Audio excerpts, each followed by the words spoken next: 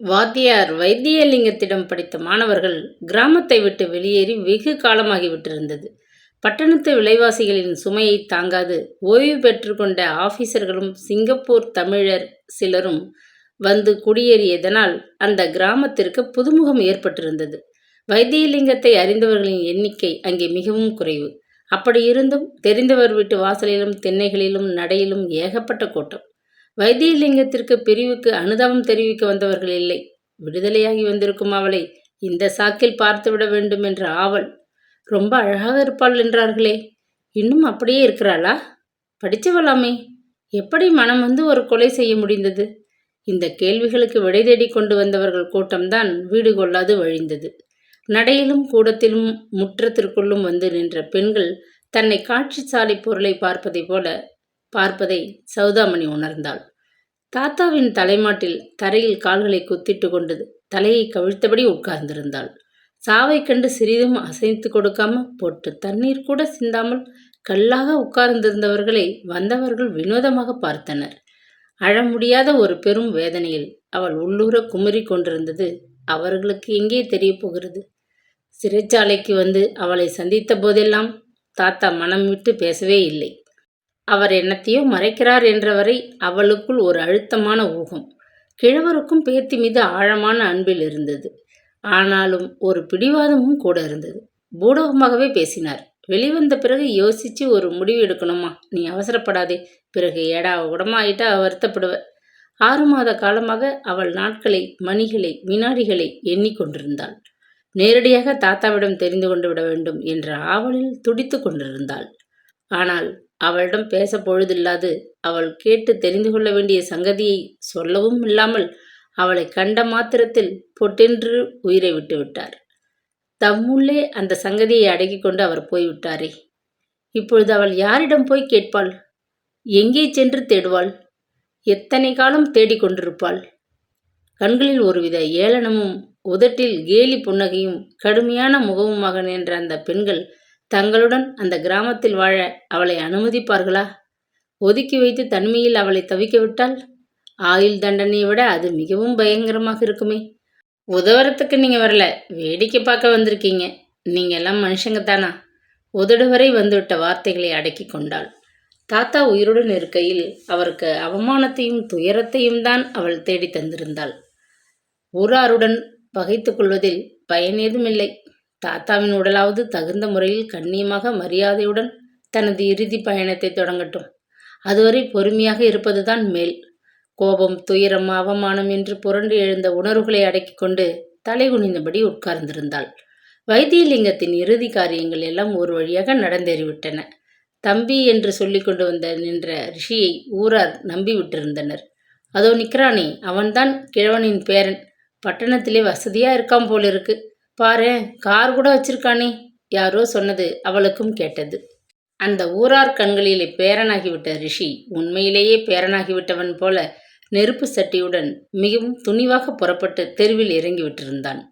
அவன் அமர்த்தி இருந்த வேலைக்கார பெண் அவசரமாக வீட்டை பெருக்கி நீர் தெளித்து துடைத்துவிட்டு நிற்க மனமில்லாதவள் போல் நடையை கட்டிவிட்டாள். விடுதலையாகி வந்திருக்கும் ஆயுள் கைதிய அவள் என்பதை அந்த வேலைக்காரியும் தெரிந்து வைத்து கொண்டிருந்தாள். சௌதாமணியுடன் தனியே அந்த வீட்டில் தங்கியிருக்க அவளுக்கு அச்சம் போலும். அடிக்கொரு தடவை கூடத்தில் குத்துக்கல்லாக உட்கார்ந்திருந்த சௌதாமணியை மிரட்சியுடன் பார்த்தபடியே வேலைகளை கவனித்தாள். அவள் மட்டுமா? இனி அந்த தெருவில் உள்ள பெண்கள் அனைவரும் அவளை ஒருவித ஒடுக்கத்துடன் தான் பார்க்க போகிறார்கள். ஆண்கள் சந்தேகத்துடன் நோக்குவார்கள். குழந்தைகள் அவளை கண்டு மிரண்டு அலறி அடித்துக்கொண்டு ஓடினாலும் ஆச்சரியப்படுவதற்கில்லை. கொலை குற்றம் செய்தவள் என்றதொரு முத்திரையை முகத்திலே குத்தி கொண்டு வந்திருக்கிறாளே, அவளுக்கு சாதாரண மனிதர்கள் வாழும் சமூகத்தில் சட்டென்று வரவேற்பு எப்படி கிடைக்கும்? வெகு நேரத்திற்கு பின்னர் வேலைக்காரி திண்ணை மீது தயாராக வைத்துவிட்டு போன செம்பு நீரை காலில் கொட்டி கழுவி கொண்டு செம்புடன் உள்ளே வந்தான் ரிஷி. இடுகாட்டிலிருந்து அப்பொழுதுதான் அவன் திரும்பியிருந்தான். வாசல் வரை அவன் கூட வந்தவர்கள் மெல்ல நழுவி கொண்டனர். வழியில் வாய்க்காலில் மூழ்கிவிட்டு ஈர உடையுடன் அவன் திரும்பியிருந்தான். அக்கா, உங்களுக்கு தாழ்வாரத்து தட்டி மறைப்பிற்கு பின்னால் வாளியில் தண்ணி வைக்க சொல்லியிருந்தேன். தலையை மூழ்கிக்கிட்டு நீங்கள் துணியை மாற்றிக்குங்க. அடுக்களை பக்கத்தில் ஒரு பலகை மேலே மாற்று துணிகள் எடுத்து வச்சிருக்கேன். கவனிக்கலையா? திடுக்கிட்டு போனாள் அவள். ஒரு குழந்தைக்கு உபசரணை செய்வது போல இவன் இத்தனை பரிவுடன் பேசுகிறானே. காலையில் அவனை ஜங்ஷனில் கண்டபோது ஏற்பட்ட அந்த ஆவேசமான வெறுப்பு அடங்கிவிட்டிருந்தது. அவன் மட்டும் அது சமயம் தன்னுடன் இல்லாதிருந்தால் இந்த நிலைமையிலே அவள் தனியே எப்படி சமாளித்திருப்பாள்? தலையை மூழ்கிவிட்டு மாற்றுக்கு வைத்திருந்த புதிய புடவை ரவிக்கையை அணிந்து கொண்டு ஈரத்தலையை துண்டால் துடைத்தபடி கூடத்திற்கு வந்தாள். கொஞ்சம் இருங்க, இதோ வந்துட்டேன். வேற்றுடை மாற்றிக்கொண்டிருந்த ரிஷி கிளம்பினான். சிறிது பொழுதில் ஒரு கையில் ஸ்டீல் டிஃபன் செட்டும் இன்னொரு கையில் வாழை இலைகளின் சுருளுமாக உள்ளே நுழைந்தான். கூடத்து தரையின் மேல் அவைகளை வைத்தான். வாயிற்கதவை சாத்திவிட்டு சமையல் அறைக்குள் சென்று 2 கரண்டிகளை பொறுக்கி கொண்டு வந்தான். 2 இலைகளை கூடத்து தரையில் பரப்பி நீர் தெளித்தான். பானையில் இருந்த குளிர்ந்த நீரை 2 டம்ளர்களில் நிறைத்து இலைகள் அருகே வைத்துவிட்டு உட்கார்ந்தான். உட்காருங்க அக்கா, ஏதாவது கொஞ்சம் சாப்பிடுங்க. காலையிலிருந்து ஒரே பட்டினியாக இருக்கீங்க. அவள் மௌனமாக உட்கார்ந்தாள். உபசரித்தான். சாதாரணமாக இந்த மாதிரியான சந்தர்ப்பங்களில் அக்கம் பக்கத்து வீட்டுகளிலிருந்து துக்க வீட்டுக்கு சாப்பாடு கொண்டு வந்து வைப்பாங்க. ஆனால் இங்கே நிலைமை மாறாக இருக்கிறத தெரிஞ்சு கொண்டேன். ஊரிலிருந்து புறப்படும் முன் கையோடு ஒரு ஸ்டீல் டிஃபன் செட்டும் ஃப்ளாஸ்க்கும் கொண்டு வந்தது நல்லதா போச்சு. ஒரு நடை நான் இங்கே வந்தபோது தாத்தா உடம்பு ரொம்ப மோசமாக இருந்தது. திருக்கோடியில் இருந்த ஒரு அம்மா தான் அவருக்கு சமைச்சு போட்டுக்கிட்டு இருந்தாங்க. நான் மறுபடியும் வந்ததும் அந்த பொறுப்பை என்கிட்ட விட்டுட்டு அவங்க நகர்ந்துட்டாங்க. மௌனமாக இலையை வெறித்து கொண்டு உட்கார்ந்திருந்தாள் சௌதாமணி. சாதம், குழம்பு, பொரியல், பச்சடின்னு எல்லாம் வச்சிருக்கான். நிதானமா சாப்பிடுங்க. இலை மீது சாதத்தை அள்ளி வைத்து குழம்பை ஊற்றினான். அட, ரசம், தயிர் கூட வச்சிருக்கானே. தேவைப்பட்டதை சாப்பிடுங்கக்கா. குழந்தை குரலில் குழந்தைக்கு பண்ணி பண்ணி சொல்வது போல் சொன்னான். பற்கள் பளிச்சிட மெல்ல சிரித்தான். பதார்த்தங்களை கரண்டியில் அள்ளி ஒவ்வொன்றாக அவள் இலையில் வைத்து கொண்டே பேசினான். அக்கா, இதைத்தான் சமசான வைராக்கியம்னு சொல்லுவாங்க. நமக்கு நெருங்கினவங்க மறைஞ்சதும் அவங்களோடையே நமது எல்லாம் போயிட்டாப்புல ஒரு கணம் நம்மையே நாம் ஏமாத்திக்கிறோம். கொஞ்ச நேரத்திலேயே பசி எடுக்கிறது. சாப்பிடுகிறோம். பிறகு தூங்குகிறோம். மறுநாள் எல்லாத்தையும் மறந்து நம் அன்றாட வாழ்க்கையின் எந்திரகதியில் ஈடுபட்டு விடுகிறோம். யாருடனும் யாரும் கூடவே செத்து விடுவதில்லை. தனியே வந்தோம், தனியே போகிறோம். சௌதாமணி அவனை ஒரு கணம் நிமிர்ந்து பார்த்தாள். காலையில் தோட்டத்து கிணற்றடியில் முகத்தை கழுவி வாயை குப்புளித்ததுடன் சரி, ஒரு சொட்டு தண்ணி கூட அவள் குடிக்கவே இல்லை. பகல் முழுவதும் உணவை பற்றி அவள் நினைக்கவே இல்லை. அந்தி மங்கும் நேரத்திலே அவளுக்கு இப்பொழுது பசி வயிற்றை சுருட்டியது. அவன் பேசியதை கேட்க கசப்பாகத்தான் இருந்தது. ஆனால் உண்மை. தாத்தா போய்விட்டார் என்றதும் அவரோடு அவளது பசியும் தாகமும் போய்விடவில்லையே. சோற்றுடன் குழம்பை கலந்து கொண்டு வேகமாக கையில் உருட்டி ஒரு கவளத்தை விழுங்கினாள். இன்னொரு பிடி சோற்றை கையில் எடுத்துக்கொண்ட போதுதான் அவள் பார்வை வீட்டை சுற்றிலும் பார்வை ஓடியது. முற்றத்தில் படிந்திருந்த மஞ்சள் வெயிலின் வெளிச்சத்திலே சுவரில் காரை பெயர்ந்து ஆங்காங்கே செங்கல் தலை நீட்டி கொண்டிருப்பது தெரிந்தது. தாழ்வாரத்து கூரை ஓடுகள் பிரிந்து ஒரு பெரிய ஓட்டை கண்களுக்கு புலனாகியது. எதிர்பக்கத்து அறை கதவில் நாத்தாங்கி கழன்று தொங்கிக் கொண்டிருந்தது. அவள் மனதில் தோன்றிய அந்த தன் எதிரொலி போல அவன் மறுபடியும் பேசினான். ஒரு பெருத்த மழைக்கு பொத்துன்னு வீடு விழுந்துடும். அத்தனை பழுதாகிவிட்டிருக்கு. ஆனால் நாம் கவலைப்பட தேவையில்லை. வீட்டை வாங்கின ஆசாமி இதை இடிச்சு கட்டப்போவதாக சொல்கிறார். சோற்றை விழுங்க மறந்து அவனை திகைப்புடன் பார்த்தாள் அவள். தாத்தாவுக்கு 1 வருஷமா உடம்புக்கு முடியாமல் இருந்தபோது வைத்திய செலவிற்கும் மற்ற வீட்டு செலவிற்கும் பணம் இல்லாது போகவே வீட்டை வந்த விலைக்கு விற்றுத்தான் சமாளிச்சாராம். கடைசியாக அவர்கிட்ட மிஞ்சினது ஒரு 15 ரூபாய்தான். அதைத்தான் உங்களுக்கு அனுப்பி வைத்திருந்தார். மறுபடியும் வாயில் போட்டுக்கொண்ட உணவை விழுங்க முடியாத ஒரு திகைப்பு அவளுக்கு. அவளுக்கு புது துணிகளை வாங்கி அனுப்பியதிலிருந்து அன்று தாத்தாவின் இறுதி காரியங்கள் வரை ஏற்பட்ட செலவுகள் எல்லாவற்றையும் ரிஷியா ஏற்றுக்கொண்டிருந்தான். கல்லாக இருந்துவிட்ட உணர்வுகள் மனதிற்குள்ளே உடைந்து பொடி பொடியாகிவிட்டது போன்ற நடுக்கம். அதை சமாளிக்க மெல்ல சாதத்தை வாயில் போட்டு மென்றாள். இன்னும் கொஞ்சம் பொரியல் வைக்கிறேன், மெல்ல சாப்பிடுங்க. உபசரித்து கொண்டே ரிஷி மேலே தொடர்ந்தான். நாளைக்கு காரியமானதும் நாம் இங்கிருந்து கிளம்பிட வேண்டியதுதான். சென்னைக்கு நாம் காரிலேயே போய்விடலாம். அங்கே நீங்கள் தங்கியிருக்க வசதியான வீடு ஒன்று தயார் செஞ்சிருக்கேன். கொஞ்ச நாள் இந்த தம்பியோடு இருந்து பாருங்க. பிறகு நீங்கள் யோசித்து உங்கள் மனசுப்படி வேறு இடத்துக்கு போகலாம். அதுவரை தங்கியிருக்க ஒரு இடம் தேவையாச்சே. இந்த வீட்டை வாங்கினவர் சீக்கிரமாக காலி செய்து கொடுக்க சொல்லி தாத்தாவை ரொம்ப தொந்தரவு செய்து கொண்டிருந்தார்.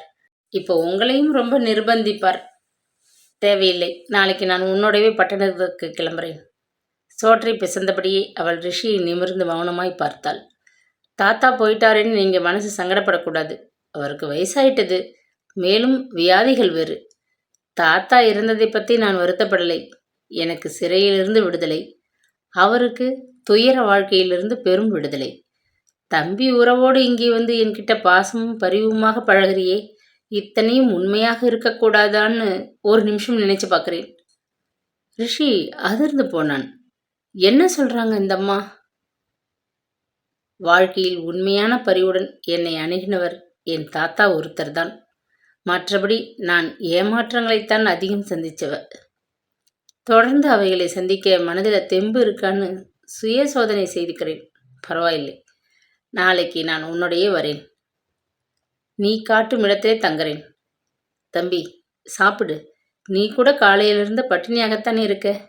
நெஞ்சுக்குள் ஏதோ ஒன்று இறுக்கமாக அடைப்பது போன்ற உணர்வில் ரிஷி திணறி போனான். 3வது நாள் காலை அவர்கள் கிளம்பிவிட்டனர். வீட்டை சுற்றி நிதானமாக பார்த்தபோதுதான் கூட எடுத்து போக ஏதும் அங்கே இருக்கவில்லை என்பதை அவள் உணர்ந்தாள். அவளது உத்தரவுப்படியே ரிஷி தாத்தாவின் துணிகள், படுக்கை, வீட்டில் கிடந்த பழைய ஜாமான்கள் எல்லாவற்றையும் வீட்டை சுத்தப்படுத்த உதவிய வேலைக்காரியிடம் கொடுத்து விட்டான். தாத்தா உபயோகித்த வெண்கல லோட்டாவையும் அவர் தலைமாட்டில் சதா வைத்து கொண்டிருந்த தடிமனான தேவார திருவாசக தோத்திர புத்தகத்தையும் அவள் எடுத்துக்கொண்டாள். வீட்டு சாவியை தெருக்கோடியில் இருந்த வீட்டை வாங்கியவனிடம் கொடுத்துவிட்டு ரிஷி திரும்புவதற்குள் பொழுது வேகமாக புலரத் தொடங்கிவிட்டது. வாயிலில் தண்ணீர் தெளித்து கோலமிட வெளியே வந்த பெண்கள் சிலர் மறுபடியும் ஒன்றாக கூடி அவளை சுட்டி காட்டி பேசத் தொடங்கிவிட்டனர். விரோத பாவத்துடன் வெறிக்கும் அவர்களிடமிருந்து விலகி போய்விடுவதே பெரியதொரு விடுதலை. பெருமூச்சுடன் காரின் ஆசனத்தில் சாய்ந்து கொண்டாள் அவள். சிறிது நேரத்தில் கார் நெடுஞ்சாலை மீது விரைந்து கொண்டிருந்தது. வலதுபுறத்தில் காருடன் நெளிந்தோடிய காவேரி காலை சூரியன் ஒளியில் வெள்ளி பாலமாக மின்னியதைக் கண்டதும் ஒரு திகைப்பு அவளுள் எழுந்தது. தம்பி ரிஷி, இறைந்து கூப்பிட்டாள் அவள். கொஞ்சம் காரை அந்த ஓரமாக நிறுத்த முடியுமா? அந்த பையை எடுத்து கொடுப்பியா? காரை நிறுத்தி டிக்கியில் இருந்த அந்த துணிப்பையை எடுத்து அவளிடம் கொடுத்துவிட்டு வெளிச்சத்தில் அவளை உற்று பார்த்தான். வியப்பாக இருந்தது. இந்த சில நாட்களில் அவளிடம்தான் எத்தனை மாறுதல்! கடுமை தெரிந்த முகத்தில் கம்பீரம் பரவி கொண்டிருந்தது. குரலும் தனிந்து சாந்தமாகிவிட்டிருந்தது. ஜங்ஷனில் பார்த்த சவுந்தாமணியை விட சில வயதுகள் குறைந்து விட்டதொரு இளம் பெண்ணாக பளபளவென்று பொருட்காட்சி சாலையில் அவன் பார்த்ததொரு செப்பு சிலை போல திகைப்புடன் அவளை பின்தொடர்ந்தான். புதர்களிடையே காணப்பட்ட சிறு ஒற்றையடி பாதை வழியே மணலில் இறங்கி ஆற்றங்கரையை அடைந்தாள். அவள் கையில் கொண்டு வந்த பையில் இருந்த பழைய துணி மூட்டையை உருவி எடுத்து கையை ஓங்கி தண்ணீர் பரப்பில் வெகு தூரத்தில் போய் விழும்படி வீசி எறிந்தாள். திரும்பிய போது பின்னால் ரிஷி நிற்பதை கண்டாள். ஆற்றிலே குதித்து தற்கொலை பண்ணி கொண்டு விடுவேன், பயந்துட்டியா தம்பி?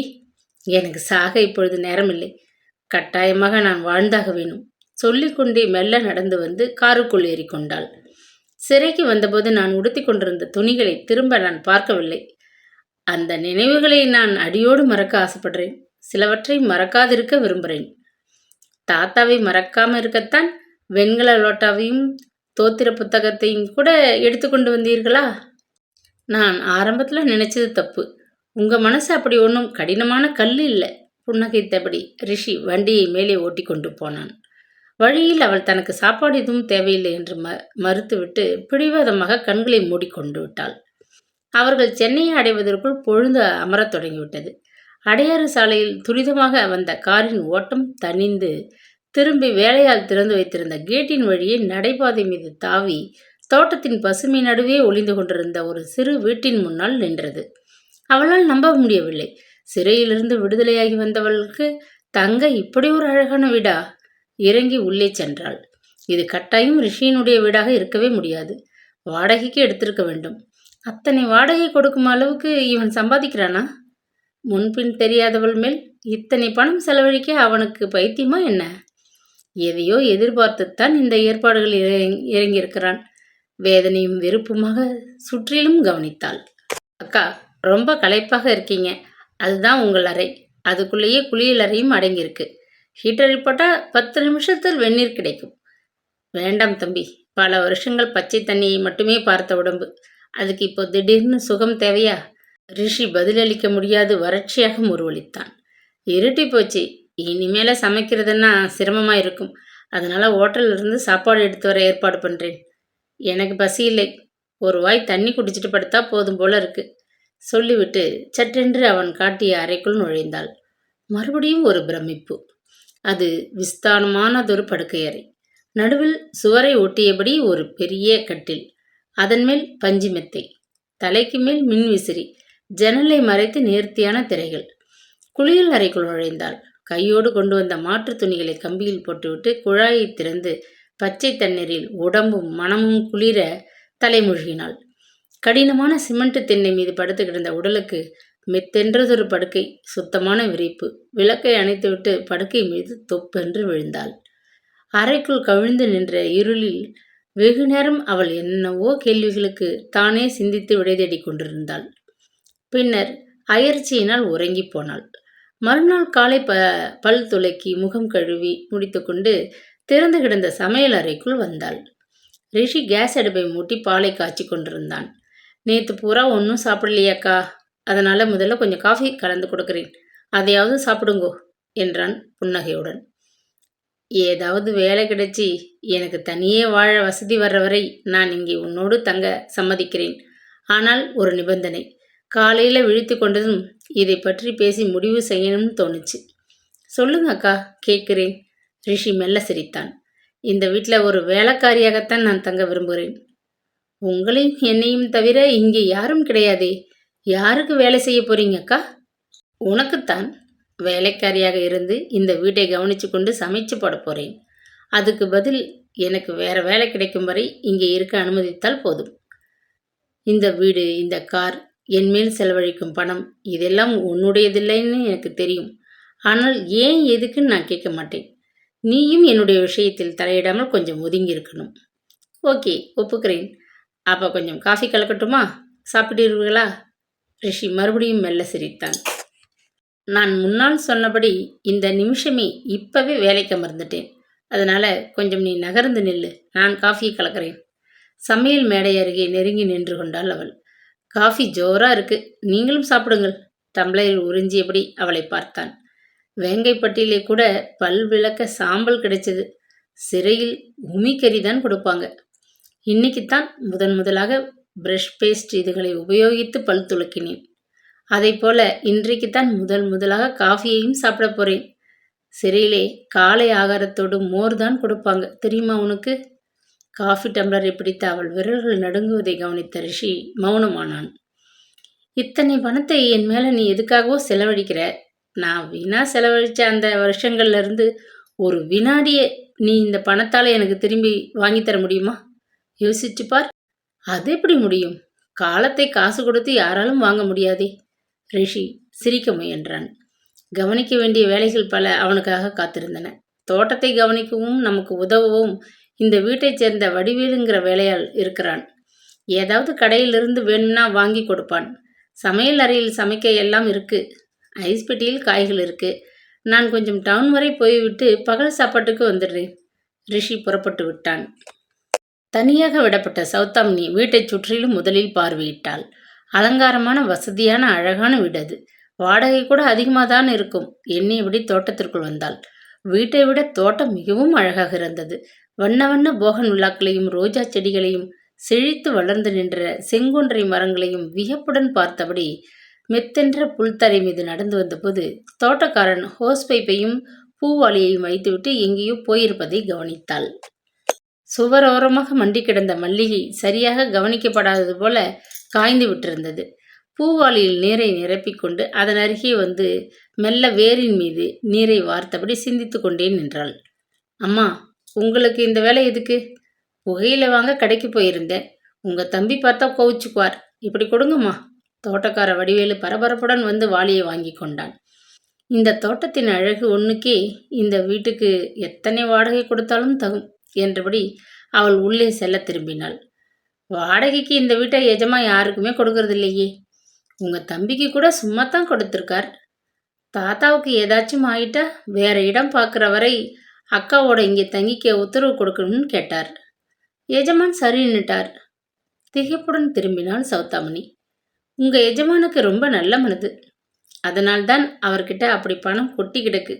இறைக்கிற கிணறு தானே ஊறும். மற்ற வியாபாரத்தை எல்லாம் மூடிட்டு நம்பிக்கை பத்திரிகை மட்டும் அவர் வச்சுக்கிட்டா கூட போதும். உங்கள் தம்பி கூட அந்த ஆஃபீஸில் தான் வேலை பார்க்குறார். இப்போ பெரிய கட்டிடம் போட்டிருக்காங்க. ஏகப்பட்ட மிஷினுங்க வந்திருக்கு. நெஞ்சு துணுக்குற்றது. அதிர்ச்சியுடன் அவனை பார்த்தாள் சௌதாமணி. நம்பிக்கைங்கிற பத்திரிகையின் எஜமான் தாய்மானவரைத்தானே சொல்ற? எச்சிலை விழுங்கி கொண்டாள். எஜமான நான் பேர் சொல்லி பேசுகிற பழக்கம் இல்லைங்க. அவரே தான். ரொம்ப தங்கமான மனுஷன். முண்டாசை அவிழ்த்து இடுப்பில் சட்டை மீது கட்டிக்கொண்டு பூவாளியை தூக்கி கொண்டு குழாயை நோக்கி நடந்தான் வடிவேலு. தோட்டத்தையே வெறித்து கொண்டு செயலற்று நின்று கொண்டிருந்தாள் சௌதாமணி. தாயுமானவர் பெயரை கேட்டதுமே குபீர் என்று அந்த பழைய நினைப்பு நெஞ்சை பலமாக அமுக்க கண்முன் அவைகளை மீண்டும் காண்பது போல பிரம்மையுடன் நின்று கொண்டிருந்தாள். வேங்கைப்பட்டியில் தாத்தா வைத்தியலிங்கம் நீடித்து தங்க விரும்பவில்லை. சென்னையில் ஜவுளிக்கடை ஒன்றில் கணக்கர் வேலையை ஏற்றுக்கொண்டு பேத்தியுடன் புறப்பட்டு வந்து விட்டார். திருவல்லிக்கேணியில் குடியிருப்பு. ஒண்டு கொடுத்தனும். அப்பொழுது அவள் பெண்கள் கல்லூரியில் BA இறுதி ஆண்டு படித்து கொண்டிருந்த சமயம். ஒரு நாள் மாலை பஸ்ஸுக்காக அவள் காத்திருந்தபோது சாலை வழியே சென்ற கார் சர்ரென்று அவள் அருகே நின்றது. ஹலோ சௌதா. உற்சாகத்துடன் காரை ஓட்டி கொண்டு வந்த தாயுமானவன் கூவினான். மகிழ்ச்சி கட்டுக்கொள்ளவில்லை அவளுக்கு. தாத்தாவும் நீயும் கிராமத்திலிருந்து இங்கே வந்து விட்டீங்கன்னு கேள்விப்பட்டேன். எங்கே இருக்கீங்கன்னு தெரியாம தவிச்சேன். காரில் ஏறிக்கோ, உன்கிட்ட ரொம்ப பேசணும்.